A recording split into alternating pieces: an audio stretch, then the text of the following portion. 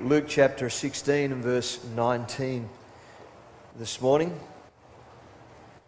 I am greatly humbled by the generous introduction that Pastor Mitchell gave me last night, and that's the first time I'd actually heard that story, but it's a mind-boggling privilege for me to be standing here this morning, and I think I know how a sardine feels now when he's swimming with killer whales.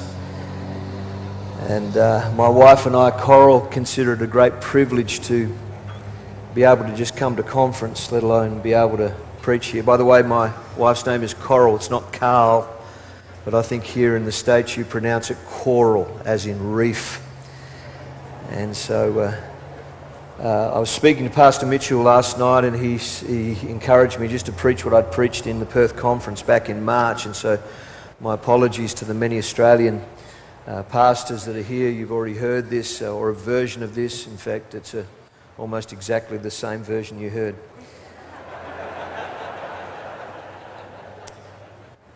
I had a little accident back in January of this year. I was putting a drywall ceiling up in our church office. It was late in the day. We live in a tropical environment. My t-shirt was absolutely drenched with sweat.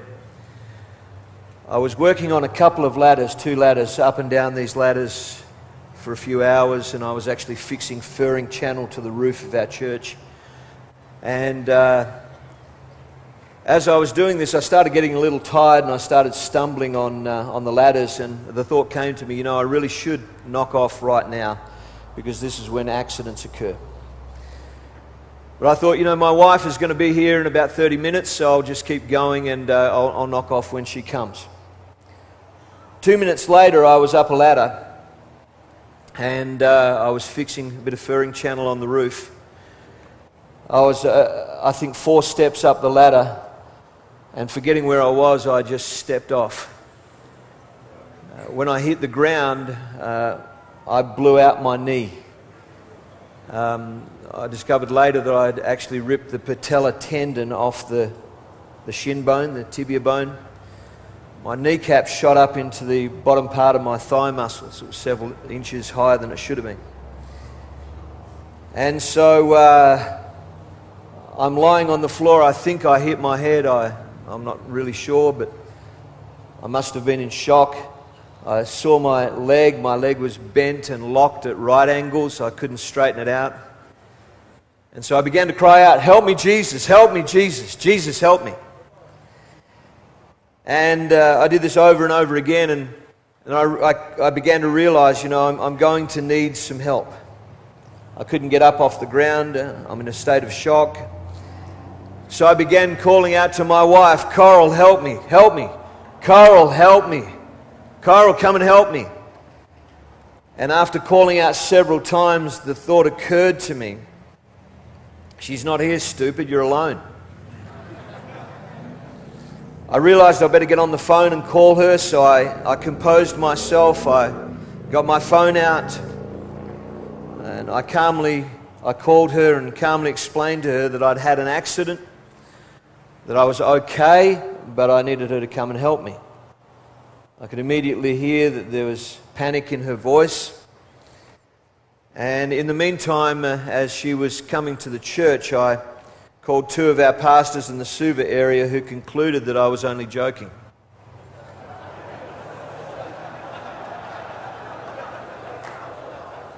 Fortunately, they came anyway. Within 5 minutes, I could hear my wife rushing up the stairs, and she came in through the office door, and I was on the floor. She was on the verge of tears, and seeing me on the floor and unable to stand up, she immediately said, "Let me pray." Being the woman of faith that she has always been, she wanted to pray first. That's her first default setting. And so she laid her hand on my knee and began praying fervently. And I tried to interrupt her and say, "Coral," and she said, no, please, just let me pray. She kept praying, and I tried to interrupt her a second time. I said, Coral, and she said, please just let me pray. She's on the verge of tears. She's emotional. And so then I interrupted her the third time. I said, Coral, you're praying for the wrong knee.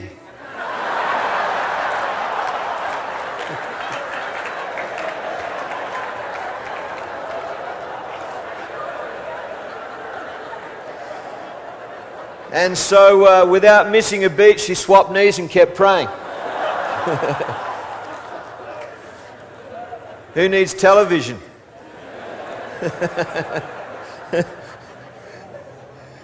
I've told that story this morning not to garner sympathy, but because it highlights two thoughts in relation to what I want to preach on this morning.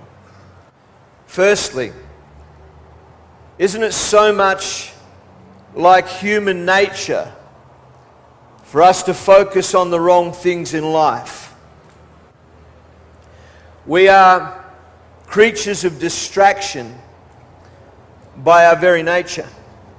And secondly, and far more importantly, what occurred to me as I thought about my own situation, calling out to my wife, calling out for help, and she wasn't there, and she couldn't hear.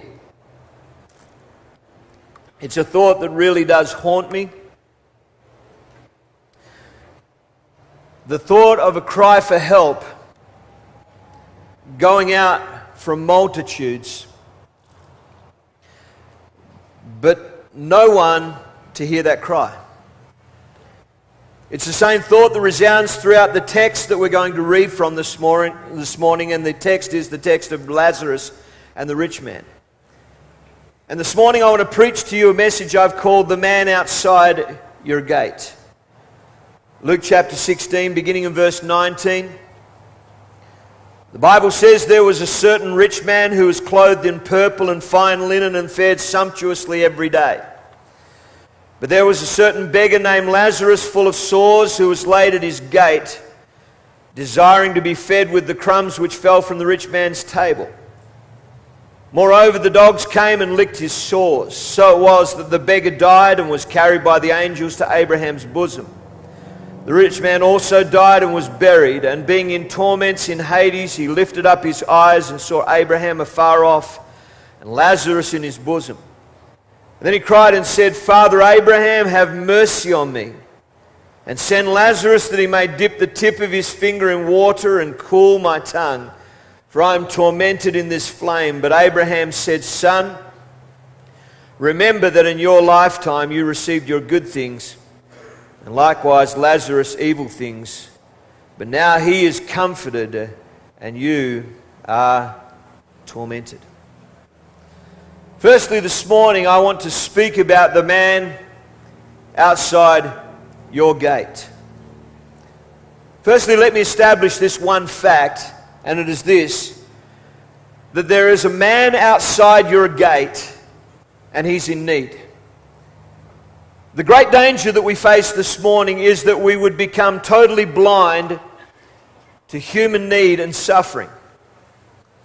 And I would begin by asking you to consider the possibility: have you become blind to the man outside your gate? Verses 19 through 20 of our text. There was a certain rich man who was clothed in purple and fine linen and fed sumptuously every day. But there was a certain beggar named Lazarus, full of sores, who was laid at his gate. You know, you can scour the text, but it seems as though there is no escaping the fact that the rich man wasn't even aware of the man outside his gate. He either didn't notice Lazarus, or he was so unconcerned about him that he went unnoticed. I read a quote some months back that haunted me, and it made me examine my own heart and my own motives in ministry, I beg your pardon. It was the famous Bible expositor Alexander McLaren who asked the question. He said, "Are you culpably unconcerned about the world's wounds?" It had been a fairly tiring day when at the end of this particular day my wife asked if we could drop into a supermarket. She needed to get a few things. And so I pulled into the car park and I asked her if she minded if I would just sit in the car and relax for a little while she went into the supermarket. She said that's fine, and off she went into the supermarket. I sat there, I laid the seat back, I had the engine running with the air conditioner on, just trying to escape the heat for a while. I closed my eyes and I sat back, and within 2 minutes there was a knock on my driver's side window. The man standing at my window was a local Hindu psycho. He was a man of about 50, 60 years of age, a long beard, long hair, and I'd sometimes seen him walking the streets around the local shopping precinct. I groaned as I opened my eyes and looked at him.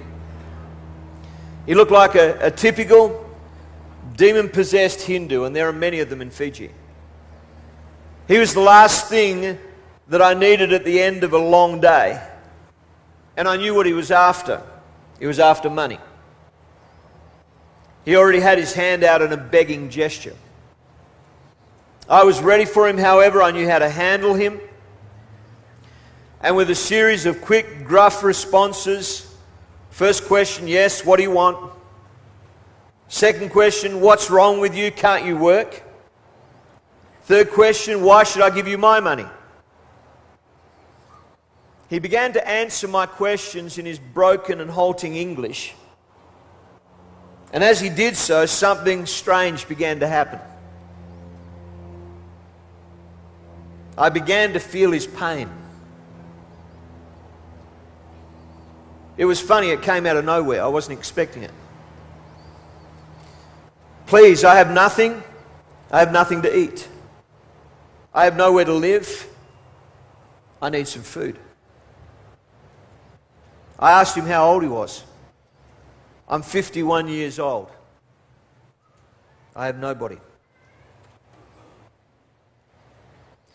As he answered my callous questions, tears not only began to well up in his eyes, but they overflowed and they ran down his weathered face.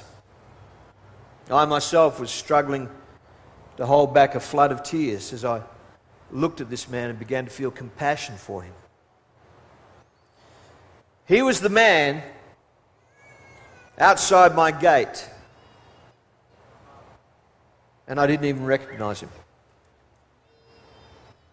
I felt deeply saddened by that encounter and powerfully ashamed.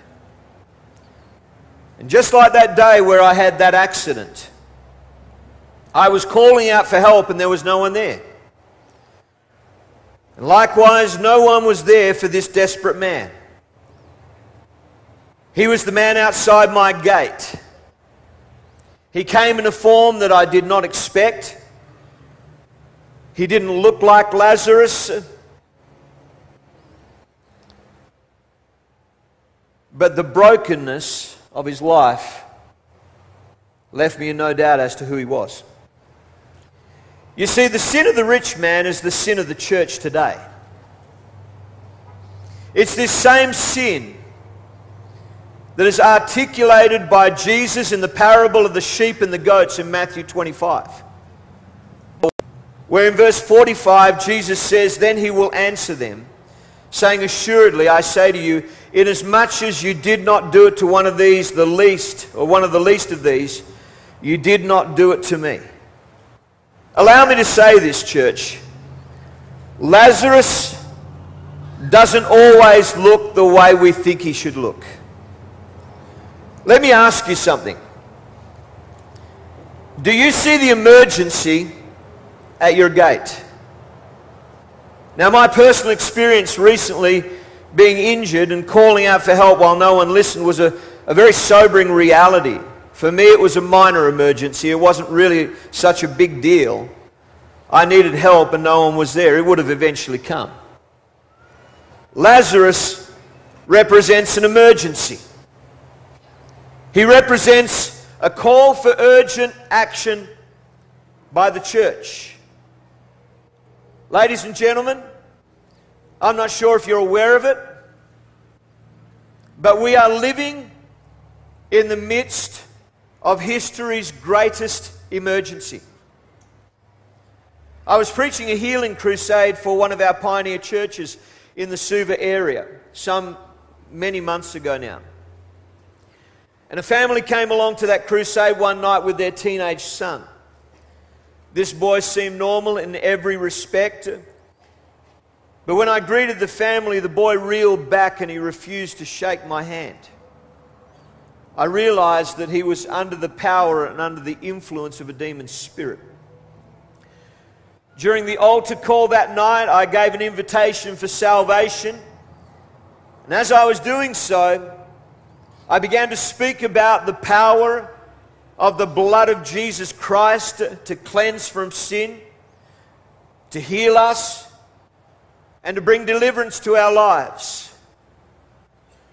And as I spoke about the blood and called for hands, this teenage boy began to wail a pitiful wail of torment. The ushers of the church took him out the back of the shed. We had a crusade shed set up there. His father, who was a Muslim man, responded to the altar call, came forward for salvation. And I said to him that the demon that was now tormenting his son was due to his false religion. At the altar that night, he prayed a prayer of repentance, and as soon as the service concluded, we went back and we cast the demon out of that boy. Now, thankfully, for this teenage boy and his family, there was someone there who could respond to their emergency, and for that we have to thank this beloved fellowship. And here is the challenge. If we're not careful, we'll miss the emergency that is at hand in our generation. An interesting fact about this story of Lazarus and the rich man, at least until the point that they die, neither of them speaks a word. I feel a compulsion this morning to speak on behalf of the emergency for the man outside your gate. We have a commission. Do you see the emergency of nations without missionaries? Nations without someone to evangelize? People, families, individuals without Christ? I've been trying to get an accurate answer on the number of islands throughout the world. It is a very difficult question to answer. Define an island: inhabited, uninhabited, geographical size, islands off a mainland nation. It's not unreasonable, however, to suggest that there are about 100,000 islands globally. Some estimates run as high as 180,000 plus. That's just islands. That's a phenomenal number of locations to reach with the gospel of Jesus Christ. And we could easily say, why bother with islands when there are much larger nations? Well, I'll tell you why we should bother with islands. Because about 730 million people, roughly 11% of the world's population, live on islands. Paul, on his missionary journeys, travelled extensively through what we know today as the Greek islands in the Aegean Sea. There are roughly 6,000 Greek islands. He travelled through the Mediterranean and visited places like Malta and Crete, Cyprus, Sicily. There are a further 1,400 islands in the Mediterranean. I was able to identify at least 10 islands that Paul visited during his missionary journeys. We ought to bother because, like our story, which by the way is not a parable but a real life account, we have a man outside our gate. The nation of Indonesia is roughly 5 hours flying time northwest of the city of Perth in Western Australia. The nation currently has a population of 250 million people. It is the fourth most populous nation on the earth. It is teeming with people. Many of these people live in dehumanizing poverty. They have no hope for the future. Many of them live in unrelenting heat, disease, hardship, and filth. They watch their children die of things that our children easily survive. They bury their children. They bury their loved ones in despair.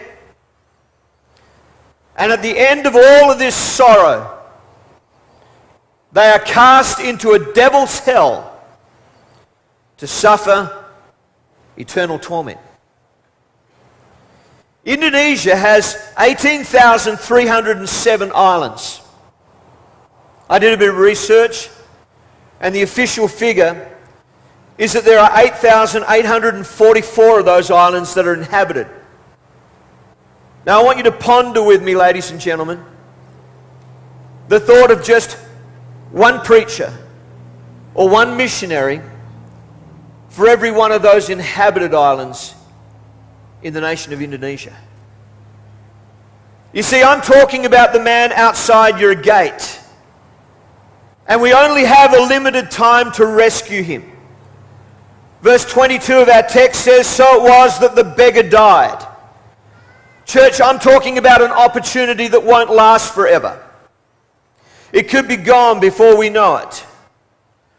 The Republic of the Maldives, or the Maldives, depending on what school you went to, is best known as a luxury tourist destination in the Indian Ocean with white sandy beaches. It has 1,190 coral reef islands in the Indian Ocean there. 200 of those islands are inhabited with approximately 300,000 citizens, and there are a further 65,000 migrant workers. Approximately 1/3 of those people live in the crowded capital of Male. But behind the image of the sunny side of life, the Maldives denies religious freedom to its citizens and migrant workers. Maldivians have to practice not only Islam, but a specific government version of Sunni Islam. The government's Supreme Council of Islamic Affairs writes the Friday sermon delivered at mosques by approved imams, and it prohibits even the discussion of religion without their explicit permission. Officially, every citizen in the Maldives is born, lives, and dies to go to a devil's hell. Here lies Lazarus. Are you hearing me, church? Verse 20. But there was a certain beggar named Lazarus, full of sores, who was laid at his gate.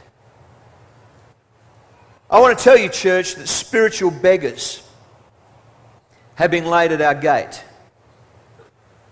And the big question this morning is, what are we going to do about them? Let me speak to you secondly this morning about addictions. Is the man outside our gate dying because of our addiction to wealth? The problem with an addiction is that you can't see what it's costing everyone around you. And this was the problem with the rich man in our text. He was consumed with his addictions, which allowed him to see nothing but his own gratification. Verse 19, the Bible says, there was a certain rich man who was clothed in purple and fine linen and fed sumptuously every day. About a year ago, my wife and I, we live in the city of Suva, the capital of the Fiji Islands. We had the privilege of being adopted by a local street dog that we now affectionately name Dinosaur. I could be wrong, but I think that our relationship is based mainly on the fact that we feed him food scraps.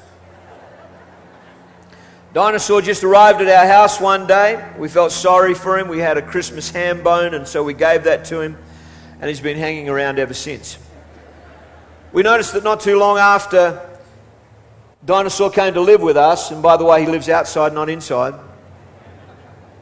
We noticed that when we called him for his scraps, that 2 cats would come running too.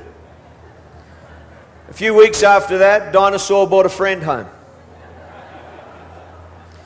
That friend is now called Prop Dog. When Prop Dog arrived on the scene, he created a real problem for us. Because what would happen is we would put the food scraps down, and we'd put one pile down for Dinosaur and one pile down for Prop Dog. But Dinosaur has this doctrine, if you like, about life. And that is that all the bones and the scraps are his. And so he would quickly wolf down his food, and then he would wolf down Prop Dog's food.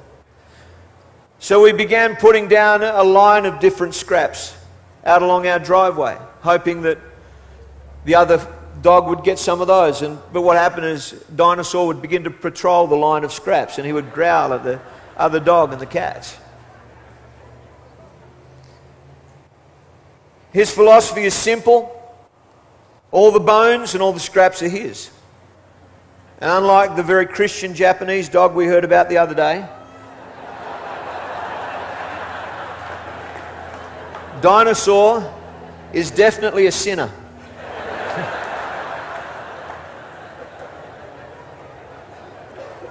And you know, the Bible gives Dinosaur's sin a name.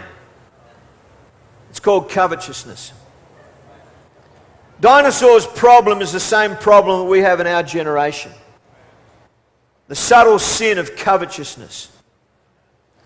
Yet it's a sin that is so damnable that the Bible says it'll keep us out of heaven. Ephesians 5:5 says, "For this you know, that no fornicator, no unclean person, nor covetous man, who is an idolater, has any inheritance in the kingdom of Christ and God." And I think that our addiction to wealth is so great today that there is no such thing as enough. You know, I was wondering how long it would take to spend $1 billion. Of course, that's an unquantifiable question. Depends on the rate at which you're spending it daily. But if you spend $1 million at $1,000 a day, it would take you 2.73 years to spend $1 million. That's roughly 2 3/4 years. But if you want to spend $1 billion at $1,000 a day, it would take you 2,740 years before you spend it all. Now, like I mentioned, with my wife praying for the wrong knee, how much is that like human nature for us to focus on completely the wrong thing? We live in a world that is filled with souls that are perishing eternally. But we have become focused on the accumulation of unbridled wealth. Let me give you some more figures this morning. How long would it take you to preach to all of China or all of India? Well, based on a population of roughly 1 billion, and I know there's more than that, if you preach to 1,000 people a day, just preach to them, not disciple them or send them out, just preach to them, it would take you roughly 2,740 years to preach to 1 billion people at 1,000 people a day. Now, could it be that at the end of our lives, that all of the wealth that we have held during this life would testify as to how we spent it? Listen to the testimony that is recorded for eternity of the rich man's wealth. Verse 19 says, "There was a rich man who was clothed in purple and fine linen and fed sumptuously every day."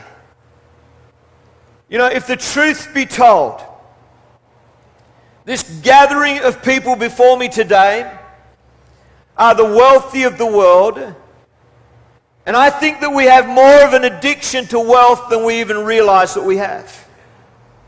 James in his epistle seems to personify wealth. In other words, he speaks about wealth as being like a person. In James chapter 5 verses 1 through 3 he says these words. He says, "Come now you rich, weep and howl for your miseries that are coming upon you. Your riches are corrupted and your garments are moth-eaten. Your gold and silver are corroded, and their corrosion will be a witness against you and will eat your flesh like fire. You have heaped up treasure in the last days." Does that sound like our generation? What if at the great judgment of our lives before God, that our wealth were actually put into the witness box in like a courtroom setting? What if our wealth were given the opportunity to testify about how we spent it, or possibly more accurately, squandered it? Could your wealth testify against you and declare before God that I was tightly held on to when the cry of the man outside of my gate came into his ears? Could it be that our wealth would tell the ugly story of a sensual affair that we had with money and materialism? You see, the crime of the rich man is not that he had wealth, but that he failed to make an investment of it in God's treasure, which is souls. Someone has suggested that the table of the rich man groaned every day with the weight of the delicacies that it held for his sumptuous living. Another man pointed out that the rich man suffered from indigestion while Lazarus starved. Listen to the haunting words of his condemnation. Verse 25, "But Abraham said, 'Son, remember in your lifetime that you received your good things.' Let me further ask this morning, is the man outside our gate dying because of our comfort addiction? We are so addicted to the comforts of life. Or should I say, are we so addicted to the comforts of life that the thought of giving them up is absolutely out of the question? Is your comfort of such high value to you that Lazarus and his suffering doesn't even matter anymore? William Barclay says the sin of the rich man was that he never noticed Lazarus, that he accepted him as a part of the landscape and simply thought it perfectly natural and inevitable that Lazarus should lie there in pain and hunger while he wallowed in luxury.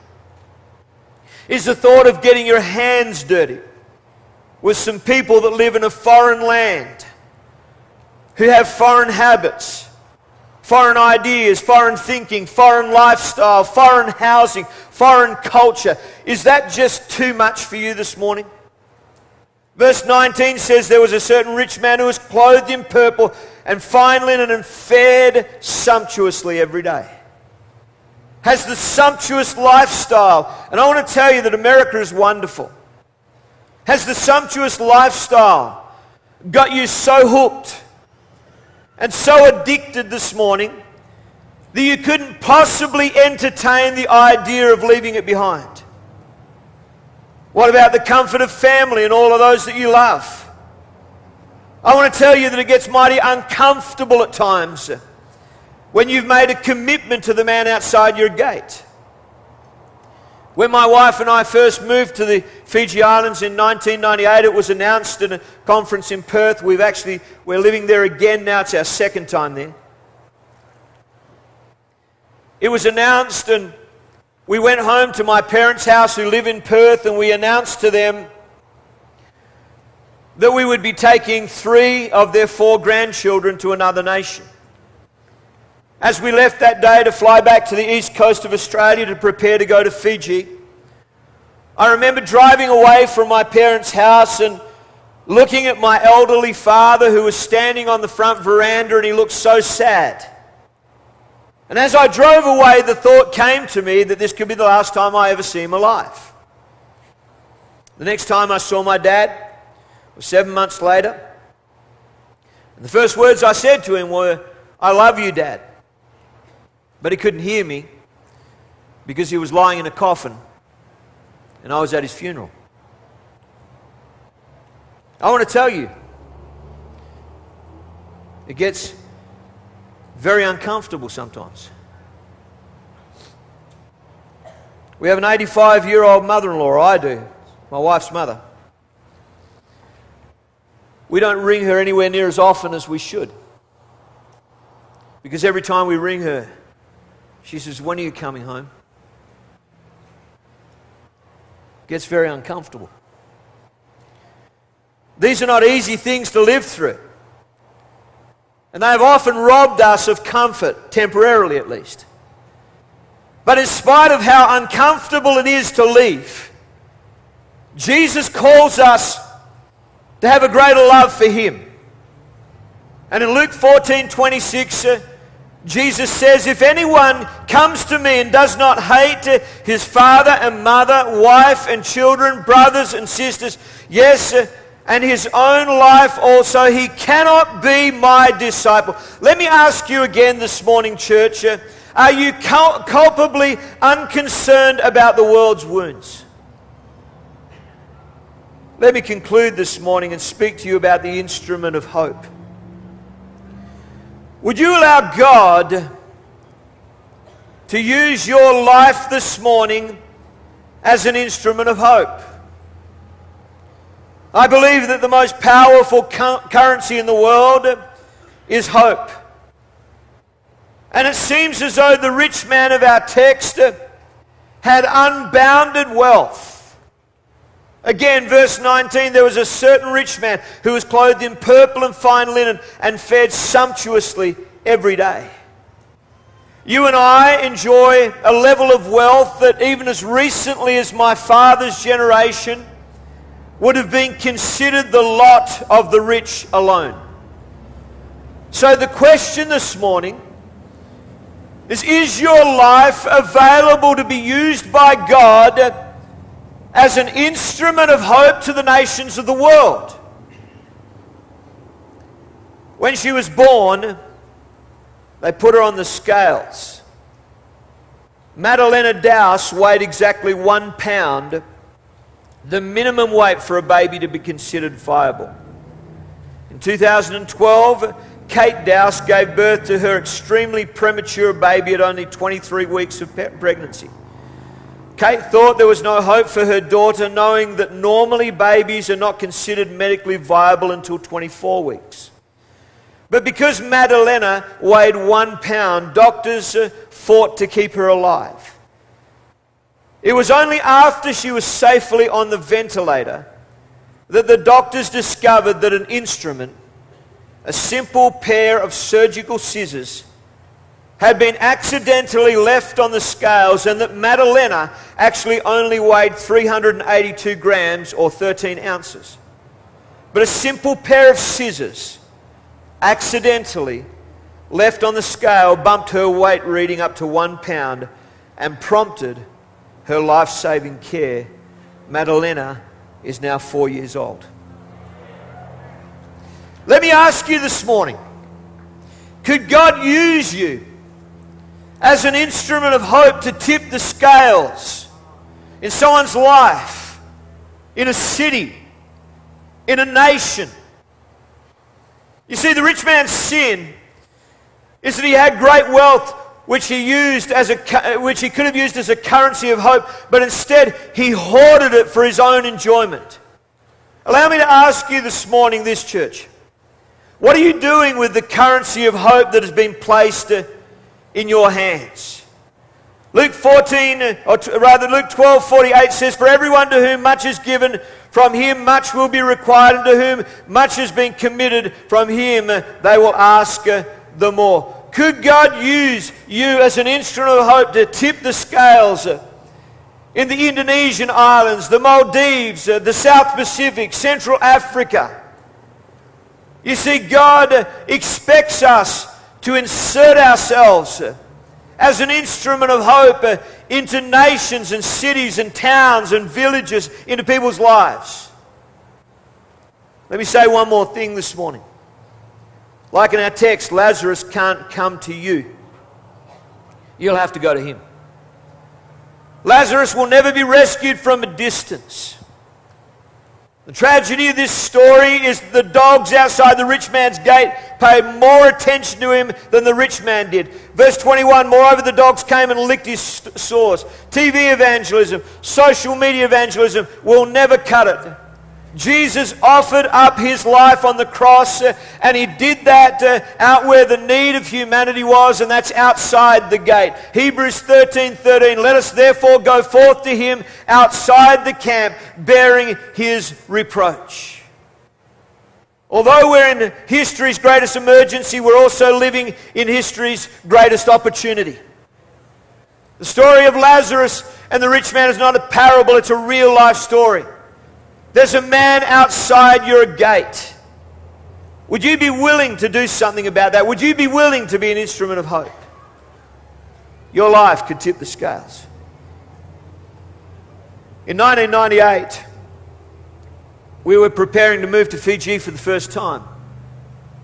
I was very keen because, you see, I've been dreaming about islands since I was 15 years old.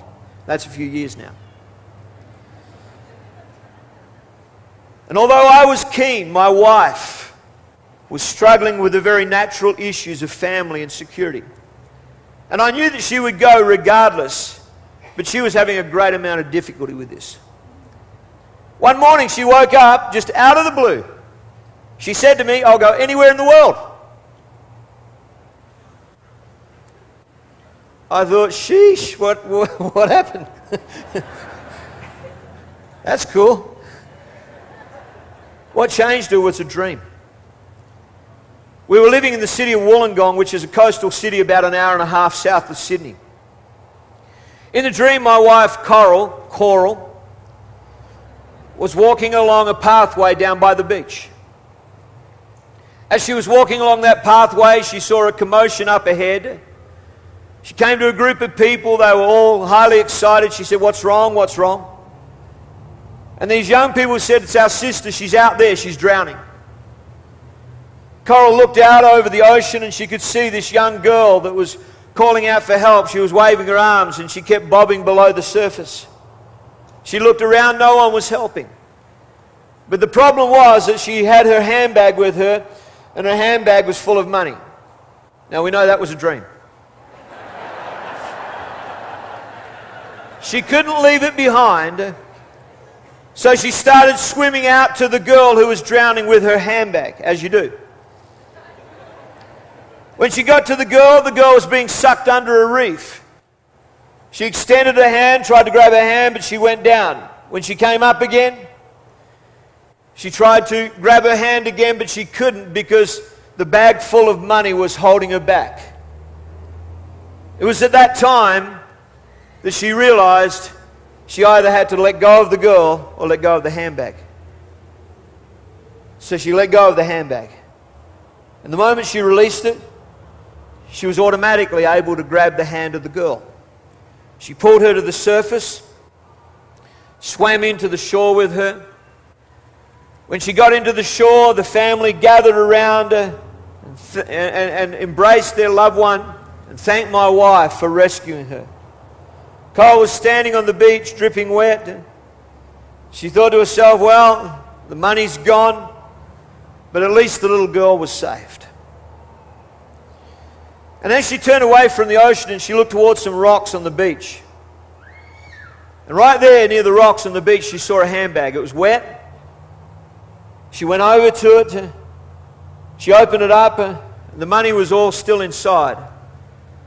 But then she noticed that sitting right next to her handbag was another big pile of money. She received twice as much back, which is a prophetic dream. Because Matthew 19 verses 29 through 30 says these words. And everyone who has left houses or brothers or sisters or father or mother or wife or children or lands for my name's sake shall receive 100-fold and inherit eternal life. But many who are first will be last, and the last first. Thank you very much. God bless you.